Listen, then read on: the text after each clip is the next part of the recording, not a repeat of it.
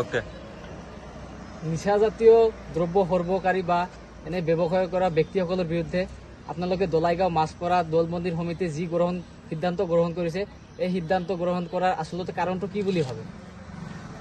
নমস্কাৰ, মই দলাইগাঁও মাছপৰা যুৱ সমাজৰ সভাপতি দেৱেশ্বৰ চৌধুৰী। চৰ্দাৰ ৰাইজ ড্ৰাগছ সেৱন কৰা যুৱকৰ সংখ্যা দিনক দিনে বাঢ়ি আহিছে। সেয়া আমি ইয়াক প্ৰতিৰোধ কৰিবই লাগিব। কোনোবা ব্যক্তিয়ে যদি ড্ৰাগছ সৰবৰাহ কৰা বা নিচাযুক্ত সামগ্ৰী ব্যৱহাৰ কৰা ব্যক্তিক কৰায়ত্ব কৰি দিব পাৰে, তেখেতক আমি দলাইগাঁও মাছপৰা যুৱ সমাজৰ ফালৰ পৰা সন্মান সহকাৰে পুৰস্কৃত কৰিম।